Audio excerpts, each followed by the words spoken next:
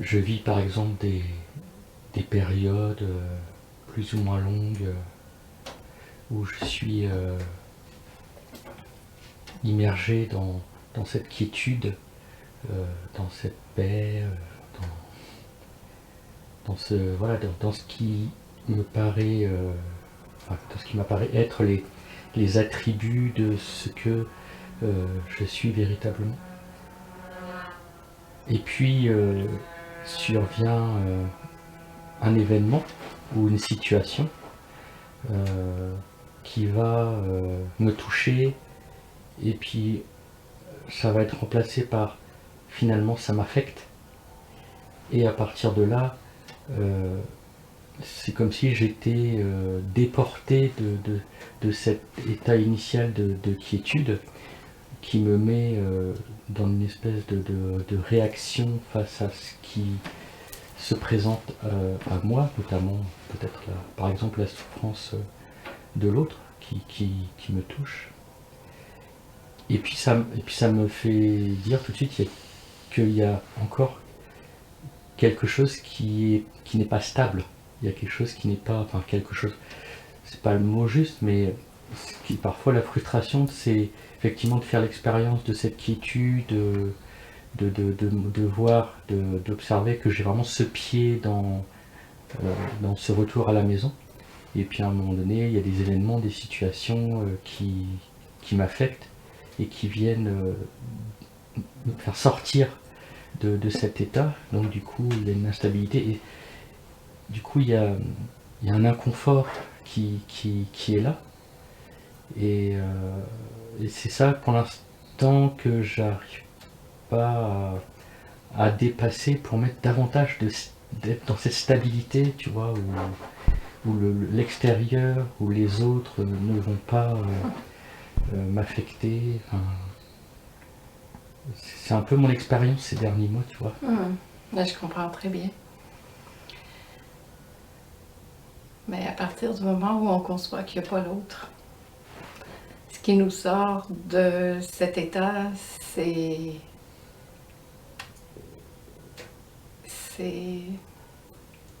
cette invitation à voir ce qui est là. Et encore une fois, à ne pas chercher à ce que ce soit autrement. Même si ça suscite en toi cette sensation de descendre ton énergie, de te sortir de la maison pour être dans une inquiétude par rapport à l'autre. En fait, l'autre n'existe pas vraiment. C'est comme, c'est une invitation en fait à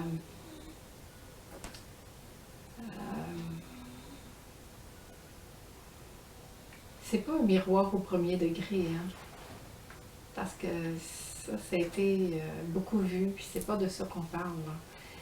Mais qu'est-ce qui fait que tu te sens responsable du bien-être de l'autre? Et ça t'appartient. Parce que tu n'es pas responsable de l'autre. Tu es responsable de toi. Et c'est pas vrai cette stabilité non plus. C'est pas vrai qu'on est à la maison puis que c'est toujours comme juste. Ce serait plate. Ce serait pas le fun. La vie, c'est pas comme ça. La vie, c'est plein de variantes. Des fois, il y a des trucs dans le chemin, ça nous demande de faire un détour, puis quelquefois il pleut, d'autres fois il y a des grosses tempêtes, puis d'autres fois il fait soleil plusieurs jours. Et c'est comme ça aussi. Il n'y a pas d'attachement à avoir à cet état. Il n'y a pas sortir puis rentrer de cet état. Et même si j'ai l'illusion de ne pas y être, j'y suis pareil. Pardon, même si j'ai l'illusion de ne pas y être, j'y suis quand même. Il faut arrêter de se raconter ces histoires-là. De penser que j'y rentre ou que j'en sors. Parce que j'y suis jamais rentrée. Quand j'y rentre, c'est que je suis là aussi parce que j'ai la pensée, je suis rentrée. Parce que quand j'y suis véritablement, je ne sais pas que j'y suis, tellement c'est là. Mais il n'y a pas un effort, il n'y a pas quelqu'un qui est à la maison, il y a cet état-là qui se vit tout simplement parce qu'elle se vit. Parce que la vie, elle se vit tout le temps. Mm. Mais il n'y a pas d'histoire qui se raconte avec ça. Parce qu'après, c'est vrai, quand on se raconte l'histoire, puis que pendant quelques jours, il y a une situation extérieure qui se passe, puis qu'on n'est plus à la maison, c'est souffrant. Oui, complètement. C'est très souffrant Mm. même. Et c'est encore une grosse histoire. Puis là aussi, est-ce que je peux juste accueillir ça, voir votre situation, puis apparemment, aujourd'hui ou pour quelques heures, c'est ce que j'aurai à vivre. Puis on s'en fout.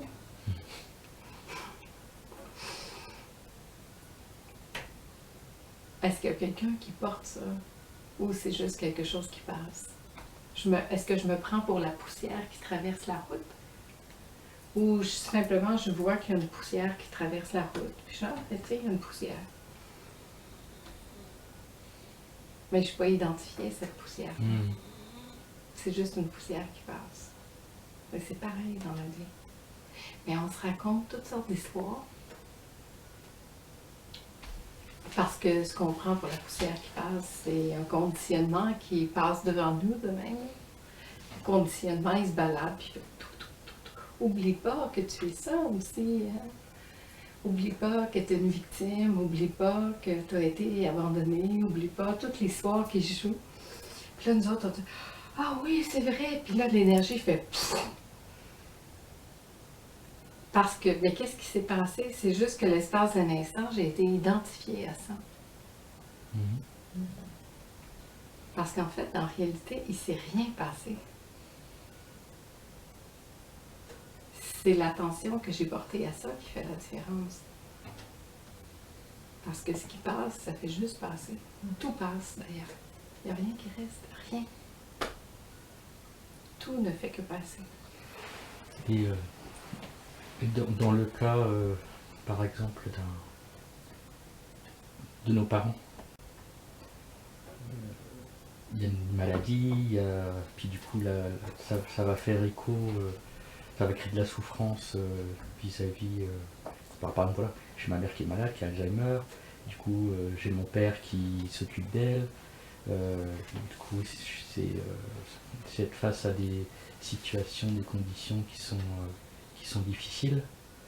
Enfin, pour mon père, après moi je vois mon père qui est malheureux, je vois ma mère qui est malade, et puis en même temps, je réagis en tant qu'individu, en tant que fils, et puis du coup, comme ils sont pas bien, bah moi je suis pas bien, enfin tu vois, c'est un peu le cercle vicieux, l'engrenage, et, et mon interrogation aujourd'hui c'est comment je dois être avec ça, tu vois, comment je dois être avec ça, quel positionnement je dois adopter pour être juste par rapport à la situation et aux conditions avec lesquelles je fais face.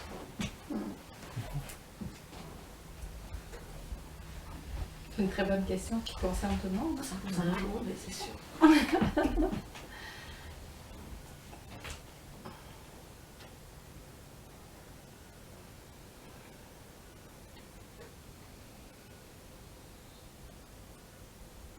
On va revenir toujours au même point de vue qu'il n'y a pas l'autre.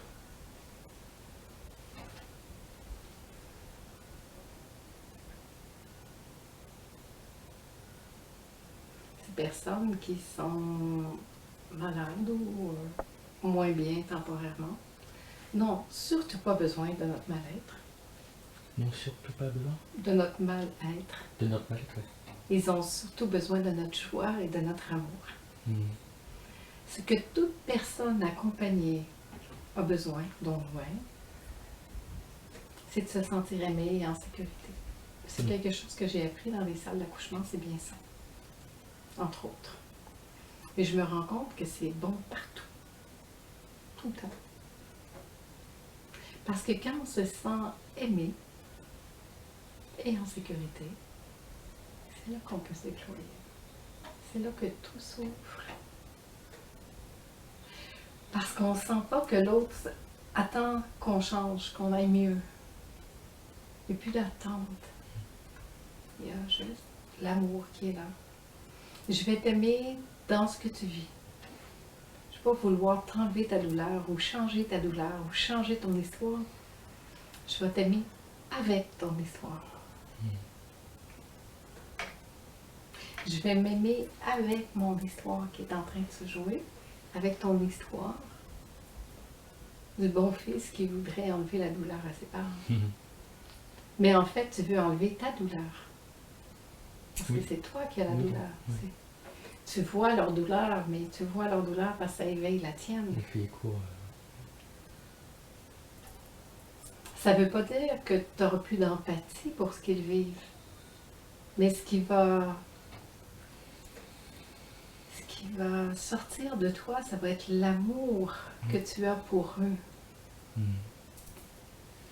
Et ça, c'est transformant. Ça, c'est libérateur.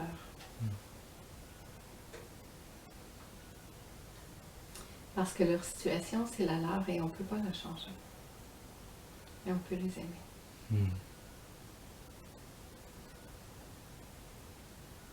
Puis l'invitation pour toi, c'est d'être libre de ça. D'être libre de ça. De l'idée de souffrir, la projection de la douleur qu'ils peuvent avoir. Parce que c'est finalement l'idée qu'ils souffrent qui te fait souffrir. L'idée que... et de les voir démunis, diminués. Oui, puissant, vulnérable. Oui, complètement. Oui, de toute façon, ça vient... Forcément, si ça me déstabilise, c'est que ça fait écho avec quelque chose que je porte. Ça me... ça m'invite en fait à, effectivement, après cette écoute-là, à me rencontrer à travers cet inconfort qui se vit en moi, à travers le fait d'être... Et temporairement, à tolérer cet inconfort, le temps qu'il passe, parce que ça va passer, ça aussi. Puis peut-être de transformer ça en amour, de transformer ça en... De toute façon, qui je suis pour croire que mes parents ne devraient pas vivre ça? Ça aussi, ça revient encore à ce qu'on parlait un peu plus tôt. Si je ne m'obstine pas avec la réalité c'est que tes parents sont diminués et vont moins bien. Mais c'est la vie, c'est l'histoire de la vie. Qui es-tu pour croire que ça devrait être autrement que ce que c'est, puisque c'est comme ça?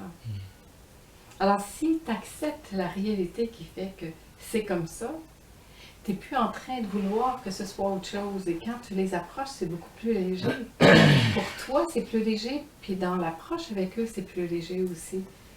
Parce que ce que tu amènes quand tu es en contact avec eux, c'est une bouffée d'air frais. Et ça, ils ont besoin de ça. Beaucoup plus que de ta pitié. Effectivement, je sens qu'il y a effectivement un refus de la situation. Un refus de... Mais la situation, elle est ce qu'elle est. Ça, on n'y peut rien. Les situations sont telles qu'elles sont. On ne peut pas la changer. Mais je peux changer ma perception de ça. Oui, complètement.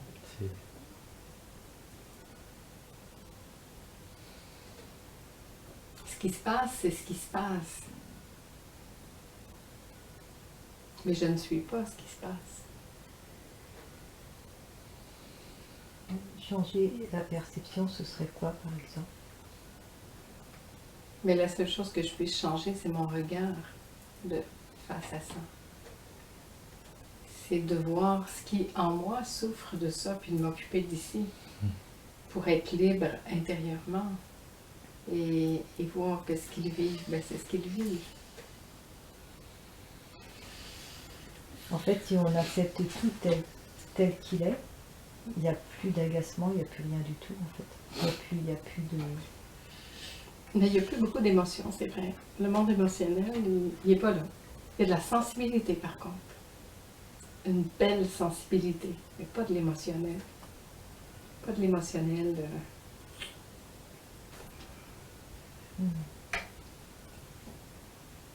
Mais sensible. à ce qui se passe, à ce qui vit. Mais pas dans l'émotivité de se nourrir de ça.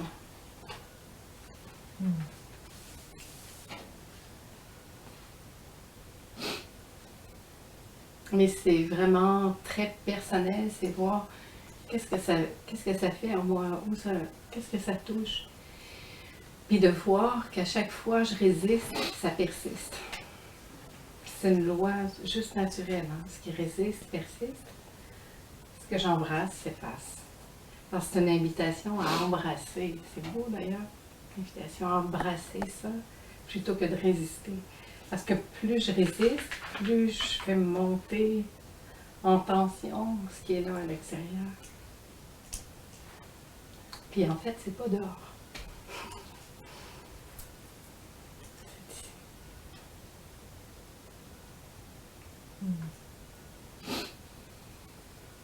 Là, je me dépose tranquille avec ça.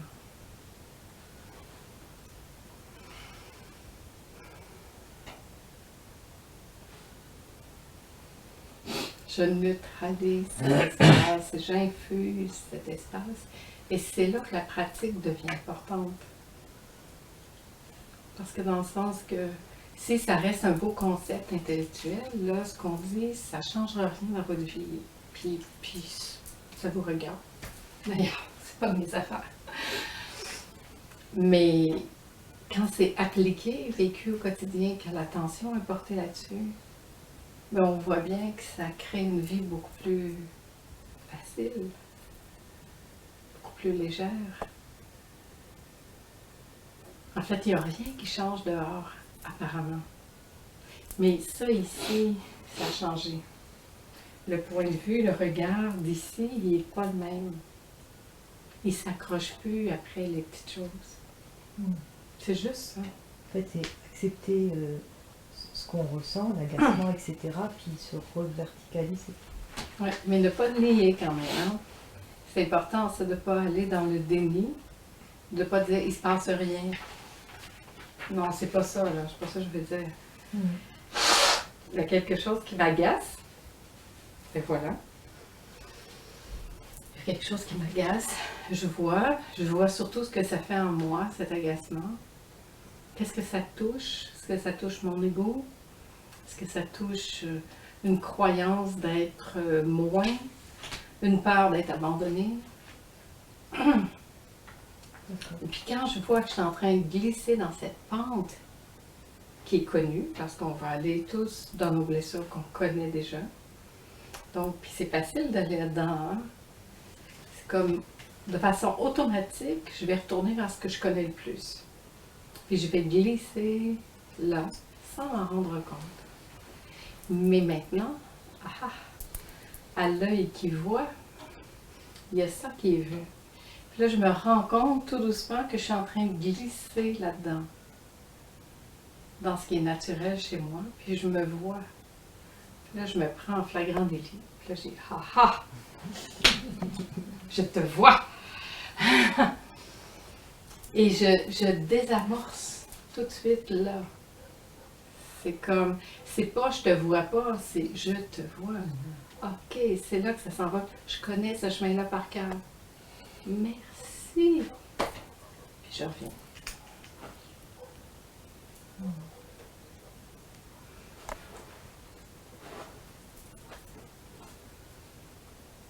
Est-ce que c'est nécessaire de faire ça? Non. Mais temporairement, oui, pour certains.